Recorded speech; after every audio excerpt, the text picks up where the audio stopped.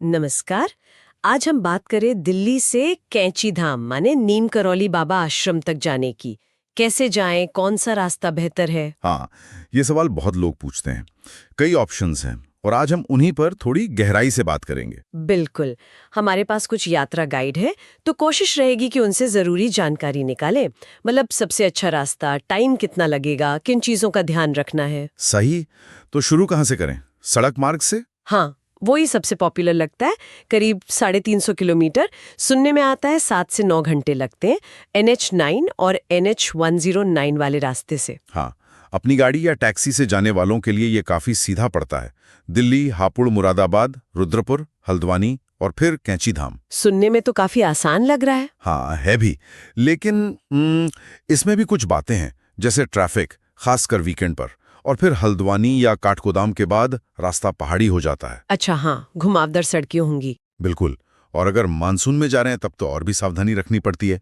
तो सुविधाजनक है, पर थोड़ा टाइम ज्यादा लग सकता है कभी-कभी। ठीक है, ये तो हुई सड़क की बात। दूसरा ऑप्शन बस का।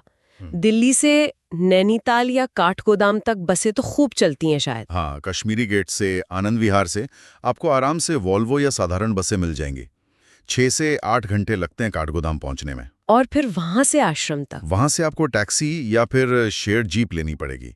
नैनीताल से करीब 18 किलोमीटर है, काठगोदाम से थोड़ा ज्यादा, शायद 38 किलोमीटर। तो उसमें कितना टाइम और लग जाता है? करीब 40 मिनट से 1 घंटा मान लीजिए, रास्ते पर निर्भर करता है। तो कुल मिलाकर देखें तो बस से भी लगभग 7-8 घंटे ही लग रहे हैं। मतलब टाइम तो उतना ही लग गया, थोड़ी भागदौड़ ज्यादा हो गई शायद। हाँ, कह सकते हैं। बजट के हिसाब से ठीक है, पर थोड़ा ट्रांसफर का झंझट रहता है। अच्छा, और ट्रेन? ट्रेन का क्या सीन है? है, दिल्ली से काठगोदाम के लिए सीधी ट्रेनें हैं। रानीखेत एक्सप्रेस काफी पॉपुलर है। उसमें कितना टाइम लगता है?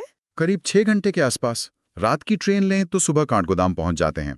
आरामदायक सफर रहता है। ये सुनने में बेहतर लग रहा है। हाँ, आरामदायक है, पर फिर वही बात। काठगोदाम स्टेशन से कैंची धाम, जो करीब 38-45 किलोमीटर है, उसके लिए आपको टैक्सी ही करनी पड़ेगी। और उसमें फिर 1.25 घंटा, 1.5 घंटा? हाँ, उतना लग जाता है। तो कुल यात्रा का समय यहाँ भी 8-9 घंटे के करीब पहुंच ही जाता है। मतलब समय के मामले में सड़क, बस, ट्रेन सब लगभग एक जैसे ही पड़ रहे हैं। मोटे तौर पे हाँ, आराम और बजट का फर्क जरूर है। तो फिर सबसे तेज वो तो फ्लाइट ही होगी, दिल्ली से पंतनगर। हाँ, कागज पर तो वही सबसे तेज है। फ्लाइट करीब 2 घंटे की।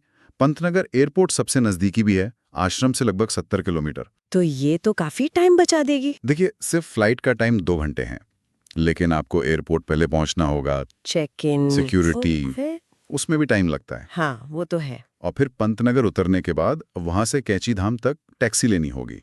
उसमें भी करीब 2 से 3 घंटे और लगेंगे। ओह, तो कुल मिला के कितना टाइम हुआ? सब जोड़ने पर कम से कम 4-5 घंटे तो मानकर चलिए। तो हाँ, बाकी ऑप्शन से तेज है, पर ऐसा नहीं कि बिल्कुल आधे टाइम में पहुंच गए। और ये शायद सबसे महंगा ऑप्शन भी होगा। बिल्कुल। फ्लाइट की टिकट, फिर एयरपोर्ट आने जाने का खर्चा, और फिर पंतनगर से टैक्सी का किराया, ये सबसे महंगा पड़ता है।